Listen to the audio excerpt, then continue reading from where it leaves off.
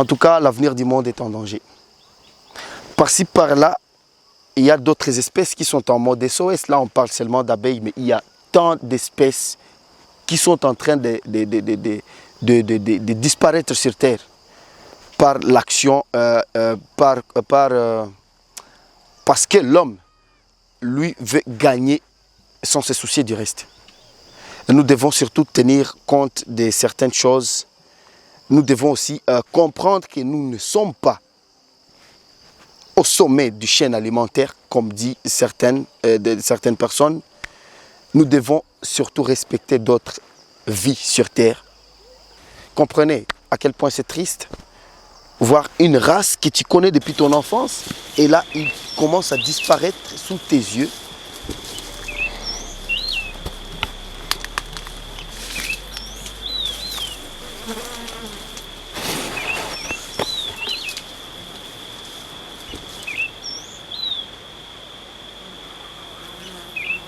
Je suis convaincu que les abeilles nous donnent plus que le miel, plus que cet argent.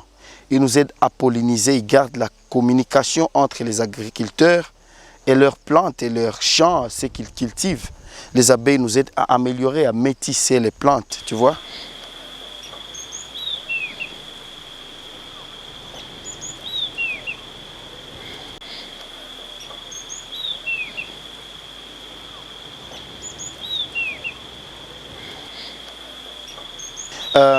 Le monde d'aujourd'hui a tendance à beaucoup recommander les légumes. Et les légumes, qui dit légumes, dit fragilité, des trucs là fragiles. Il faut toujours des trucs là chimiques pour les garder en vie. Tu vois, la demande elle est grande. Plus la demande est grande, plus les cultivateurs auront besoin toujours tendance de produire beaucoup. Et produire beaucoup dans des milieux là, vraiment favorables pour l'agriculture. Ils utilisent des engrais chimiques, voire même des pesticides, et ça tue les abeilles.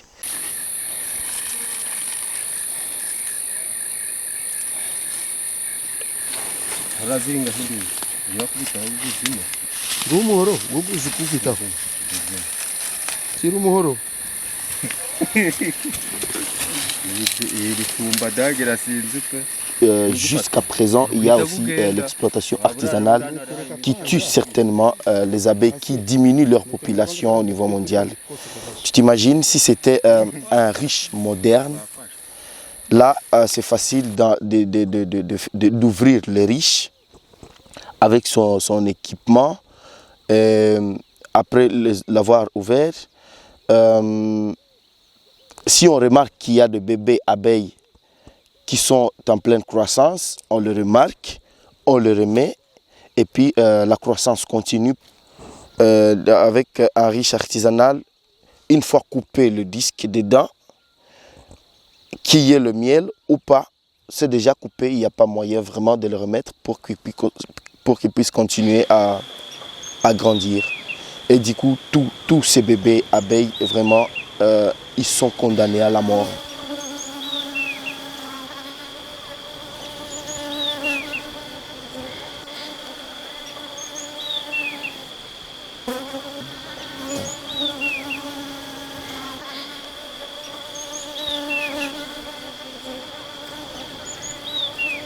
Tu vois, par exemple, si on prenait une colonie d'abeilles, que l'on booste juste pour avoir beaucoup de miel, il y aura moins d'individus d'abeilles.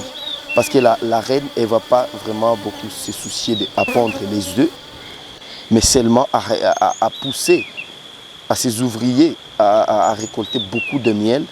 Et là, l'apiculteur, il se sent bien quand il grandit son porte-monnaie. Et pour les abeilles, c'est pas bon. Parce que la quantité d'abeilles dans ces genres de risques, ça diminue sensiblement. Il y en a même ceux qui disparaissent comme ça.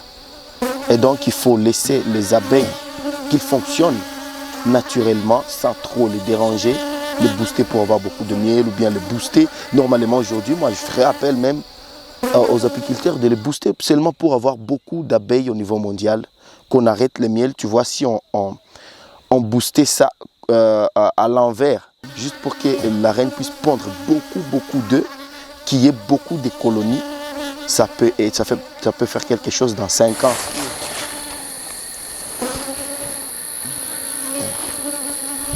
C'est ce que disent certains artistes. Black M, lui, il dit c'est bientôt la fin du monde, mais le monde s'en fout. Mais c'est réel.